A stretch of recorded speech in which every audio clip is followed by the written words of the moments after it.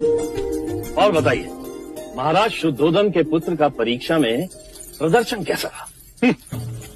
षड्यंत्र रच के विजय हुए हैं युवराज। वैसे परीक्षा के पश्चात उन्होंने स्वयं को पूरे कपिलवस्तु के सामने डरपोक और रणछोड़ प्रमाणित कर दिया। वो कैसे? चीते का आखेट छोड़कर जंगल से बच्चे को उठाकर ले गए। वो तो हमारा देवदत्त था जिसने चीते का सर काटकर महाराज के चरणों में अर्पण कर दिया। फिर तो ये बात शाक्य कुल में फैला देनी चाहिए कि उनका होने वाला सम्राट डरपोक है। सिद्धार्थ की जगह देवदत्त को ही सम्राट बनाया जाए, क्यों? क्षमा करें मजले मामा, पर अब अर्ध सत्य कह रहे हैं। क्या सिद्धार्थ ने एक बच्चे के प्राण नहीं बचाए? क्या सिद्धार्थ ने सारी परीक्षा प्रथम रहकर उत्तीर्ण नहीं की?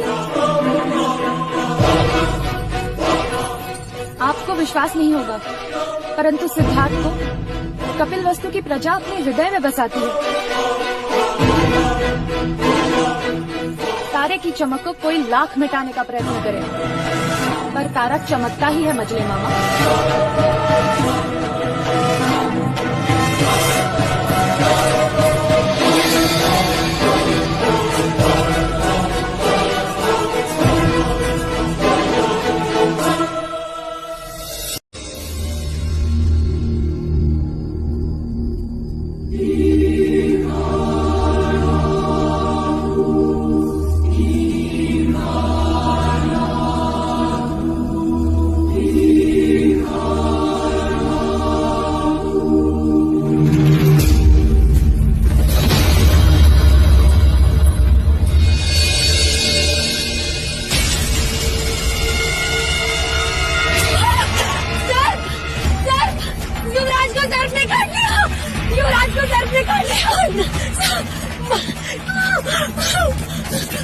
महाराज, युवराज को सर्प ने काट लिया।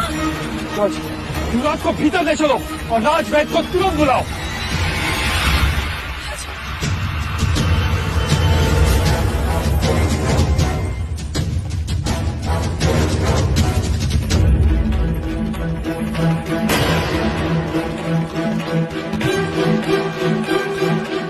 वैदराज, युवराज को सर्प ने काटा है, मैंने देखा। परंतु इनके शरीर पर सर्पदंश का तो कोई निशान नहीं है। तो फिर सर्प देखकर डर गए होंगे युवराज, तभी तो बेइज्जत हो गए।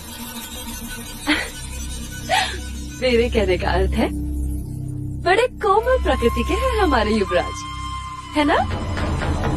बेसुध होने का कोई कारण नहीं है, कदाचित थकावट होगी।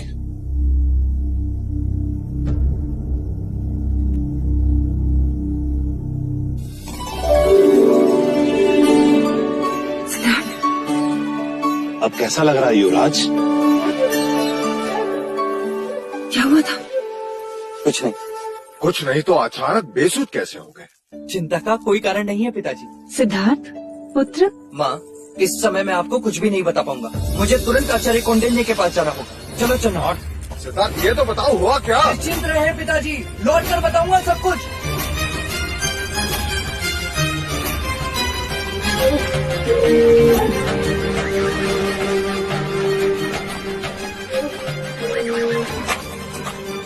गुरुदेव प्रणाम। गुरुदेव, मैंने मनुष्य शरीर के बारे में एक बात खोज ली कि शरीर के कुछ बिंदु दबाने से मनुष्य बेसुध हो सकता है। क्या? जी गुरुदेव, देखिए।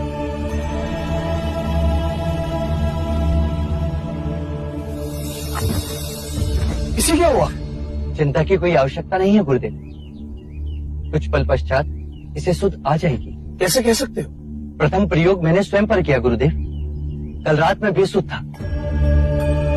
अब हमें युद्ध में शत्रुओं को मारने की आवश्यकता नहीं पड़ेगी। शरीर के बिंदु दबाने से वो बेसुध हो जाएंगे और अनिवार्य हुआ तो हम उन्हें बंदी बनाकर युद्ध जीत सकते हैं। तुम सच में करुणा मूर्ति हो सिद्धार्थ, जो युद्ध में भी अहिंसा को ढूंढ रहे।